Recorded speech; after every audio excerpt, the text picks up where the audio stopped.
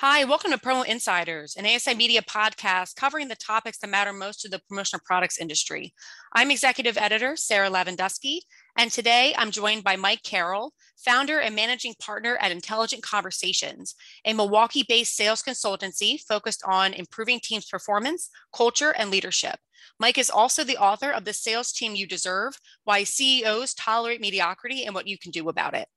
Today, we're going to speak about the importance of using personality and behavioral assessments to figure out if a potential hire would make a good fit for a team, as well as to bolster existing talent and taking team performance to the next level. So thank you, Mike, for joining us today. We really appreciate your time.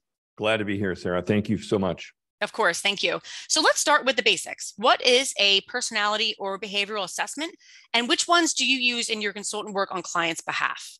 So we use a range of assessments, but there are basically three categories of assessments. There are personality assessments, there are behavioral styles assessments, and then we use for our work with salespeople a sales-specific evaluation.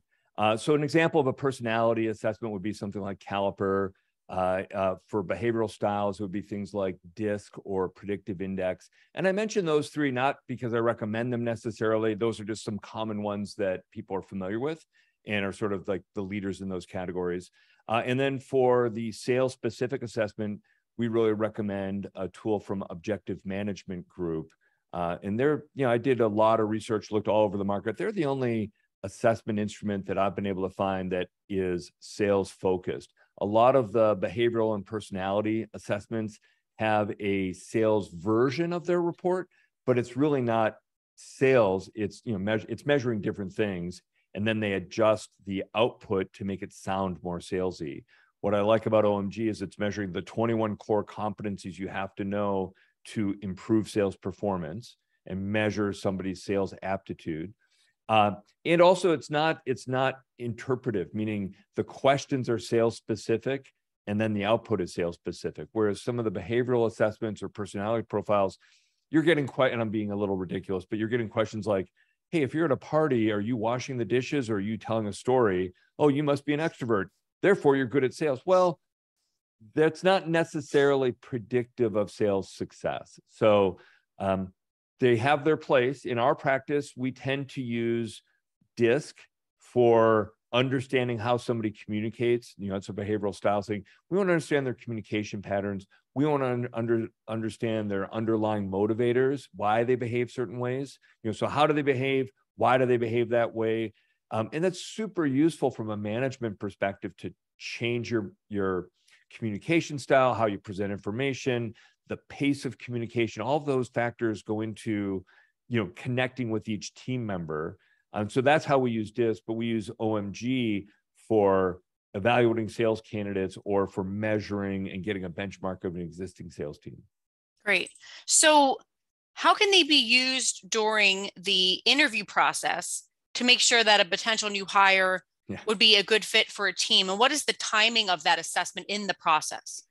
Great question. So before we get into the assessments, let me just share with you my perspective on where things go off the rails with sales hires. So, I spend a lot of time talking to HR managers, and I spend a lot of time working with sales leaders, VPs, sales managers. There's like a tremendous amount of cognitive dissonance when it comes to sales hiring. When I talk to HR managers, when we look at who they've successfully placed in that company, they're proud. This is the new office manager, and this is the new finance person, and this is the new shipping director. And, they can point to all of their success. And yet when it comes to the sales team, they kind of hang their head and they're a little frustrated and embarrassed. They say, we haven't been able to crack the code when it comes to hiring salespeople. There are a lot of reasons why that's the case. Salespeople interview very well. They're selling all the time. So a mediocre salesperson can run circles around a really good HR interviewer. And so what works for hiring an operations person or a finance person or an office manager kind of role doesn't always translate to screening and selecting the best salespeople. Salespeople can kind of bluff their way through that. So that's a challenge that I see on the HR side. On the sales leadership side, listen, sales managers are always underwater. They're always behind the eight ball. They work hard. They're always hustling. They often don't have time to be proactive. I should reframe that. They choose not to be proactive, maybe, but whatever. And so they'll kind of bark at the HR person, hey, I need another salesperson for this territory.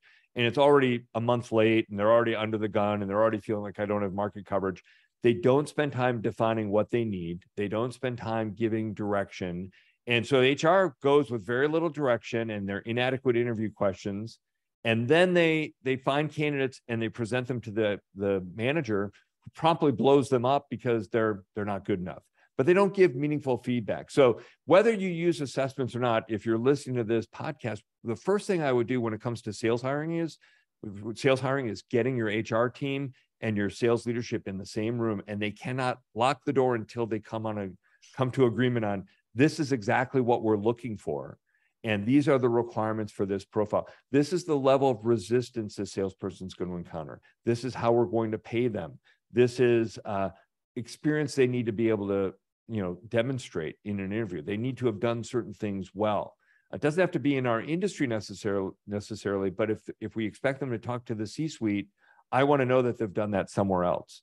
They need to be ready to deal with the level of competition they're going to encounter. Where is your company in the marketplace? Sometimes I've seen people hire people that worked, I'll use the example like, they worked at IBM. Well, they were successful at IBM because they were at IBM and they had immediate brand credibility and that halo of that brand equity.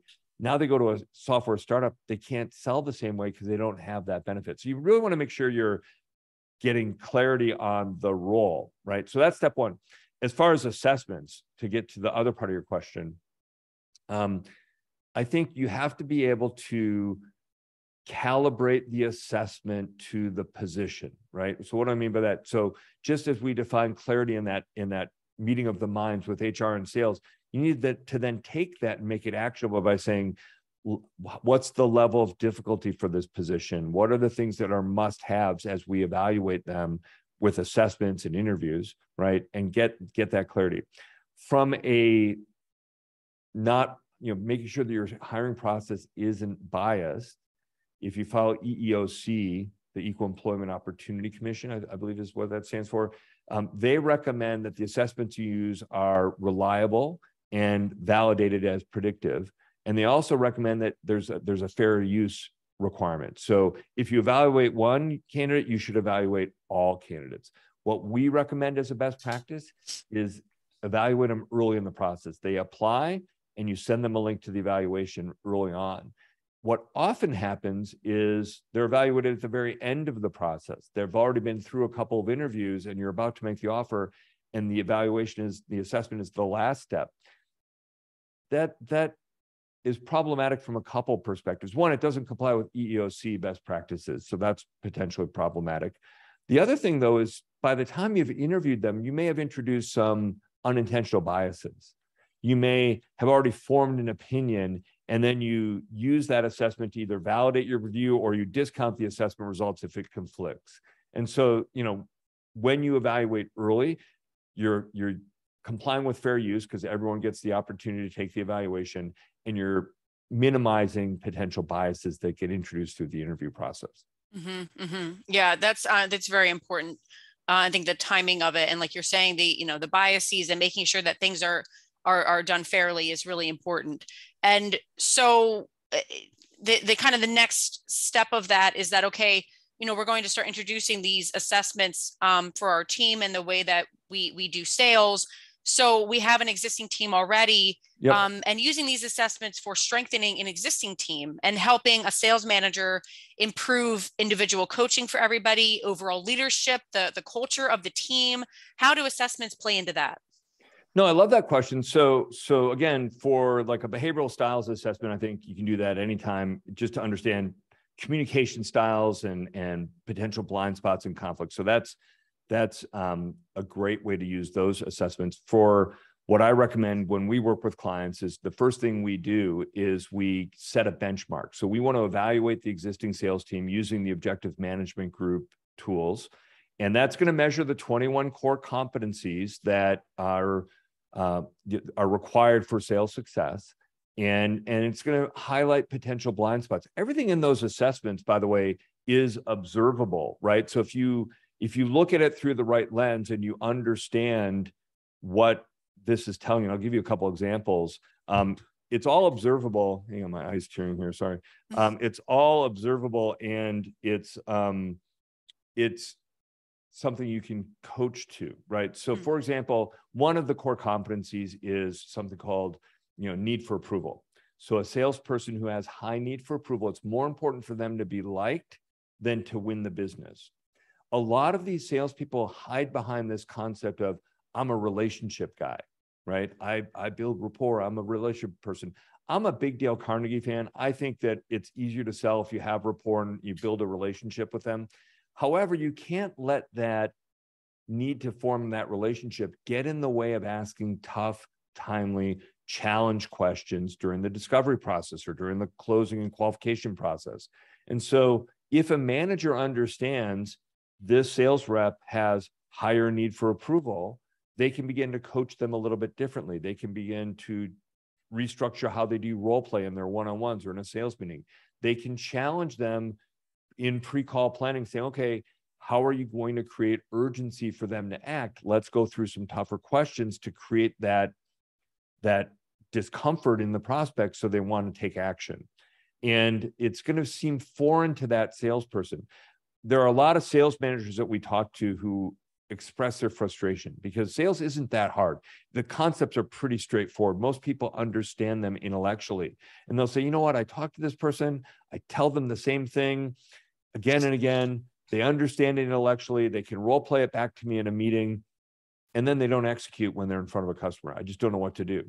Inevitably, when I hear that, I can map that behavior back to one of these 21 core competencies, pinpoint which one it is, give that salesperson a learning track so they can start to work on it for themselves, but also give the manager the framework and understand, okay, this is how this shows up in the sales process, and here's some coaching techniques to help them improve and overcome that.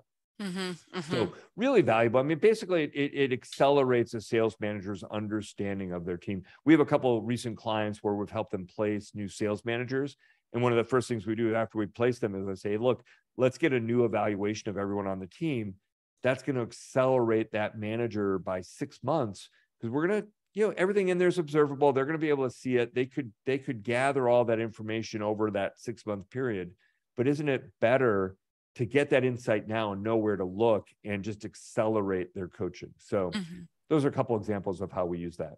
Yeah. And I know with assessments, I think it comes from maybe not understanding how they work or not understanding best practices for them. Sure. But, there's a, I don't know if it's common, but there's a thinking that maybe there is a certain unfairness to it that, oh, well, you're going to give this assessment to somebody who actually deserves this job, and it's going to bar them from getting the job. And you mentioned, watching for biases, making sure that it's equally distributed, the assessments, but can you speak to that, those who have reservations because of perceived controversy surrounding these assessments?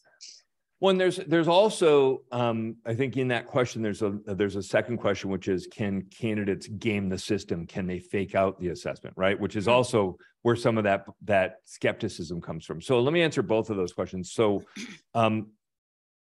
the assessment is one data set. I wouldn't recommend anybody make, their entire decision based on that, right? It's now, if you assess early and you set a standard and you know what you're looking for, it can be useful to kind of eliminate candidates who aren't going to measure up. And so no need to waste their time and move on to the interview process. But for the candidates who get to the interview stage, the assessment basically tells you where to look and what to look for. It sharpens your interviews. It makes your selection process a little bit more rigorous. And basically, you can have the evaluation instruct your interviews, and somebody who doesn't measure up or isn't selected, it's never going to be just because of that assessment. It's going to be a combination of things. It may be that they're a very good salesperson, but they're not the right person for this role. They may be better suited for a different role. Back to my first comment when you talked about this, HR and sales getting that alignment around what are the position requirements.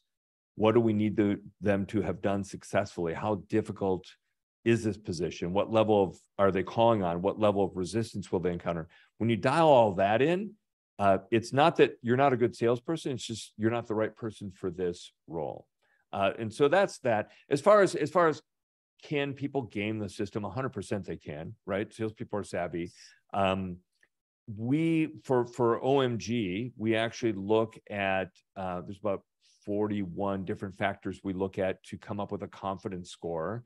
And there are things like overall time taking the assessment, time per question, number of number of times they stop and restart, right? So they could be distracted in multitasking, or they could be researching answers, calling their buddy, whatever.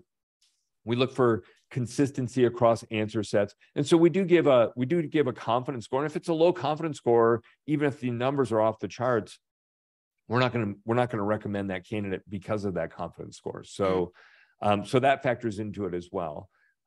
So, those are some of the tools. We can't stop somebody from trying to game the system, but usually what we tell candidates is just go with your first answer as best you can. If the question doesn't seem to apply to your situation, imagine what you would answer if it did, that kind of thing. And that usually gives us a good result. So with your work with these assessments, what do you find that sales leaders often learn about their existing teams, Right. people they've worked with for a long time, maybe, or moving forward, bringing on new people? What do they often express to you as maybe surprising to them, or things that they learned during this process? You have the light bulb moment when they start to understand the data and the lens through which to look at their sales team's behavior. So we'll see things where they'll understand, oh, this is why, this salesperson doesn't ask about budgets until the end of the process. They're not comfortable discussing money. And this is why this person seems distracted and loses focus during a sales call. And this is why this person seems to resist. They're not coachable. They seem to resist everything we try to do. It gives them that framework and those tools to coach up their team and raise expectations. It also highlights some people that, sometimes the person responsible for the most revenue isn't always the best salesperson. They're just the person who was handed or acquired through attrition the best accounts. And sometimes those people don't assess very well. And I'll get a call from a CEO. They say, well, my top producer looks terrible. I won't even hire them. I said, well, let's talk about that. Usually the top revenue producer has the best accounts. If you took that person out of the market they're in and we moved them to a brand new market that you're just opening up, and they had 0 accounts, they just had, a stack of leads, and they had to cold call and build up a new book of business, who would they look like? Would they look like your award winner who goes to Cancun every year? Or would they look like the person on this assessment? So I think it resonates. The sales leader has to take the time and have the commitment to understand what it's telling them. And then we help them leverage that information to up their coaching game, improve their coaching conversations. And once you do that with the existing team, the existing team, then when you start bringing in new people using the same tool set, similar assessment, one is for current employees, one is the pre-hire assessment. There's some slight differences, but it's the same 21 competencies, right? And if once a manager knows how to coach to those competencies, it becomes a lot easier to onboard new hires, and you can shorten the time from hire to revenue production significantly. Great. So if people want to know more about the resources you offer, where can they go? What are the options for them? So there's a couple options. So our website's intelligentconversations.com, and there's a book time with Mike page on there. And so I'll send you that link so you can include it as well. Or email me, mike@intelligentconversations.com. One thing that I can offer to your audience is we do have a free trial assessment. So if you're in the process of interviewing candidates right now and you have a couple candidates you want to run through an assessment just to kind of kick the tires and see what this looks like, shoot me an email, mike@intelligentconversations.com, conversations with an S, and I'll follow up. We'll get you set up. You can run a couple candidates through and kind of see what this looks like in practice. It always means more when you're actually looking at real results rather than listening to some guy describe it. So if you're interested, I'd be happy to do that. Great. Okay. Well, Thank you, Mike, for your time. We really appreciate it. And for more best practices on sales management and leadership, please head to asicentral.com/news. Thanks for listening, everyone. Have a great day. Thanks, Mike. Thanks, Sarah.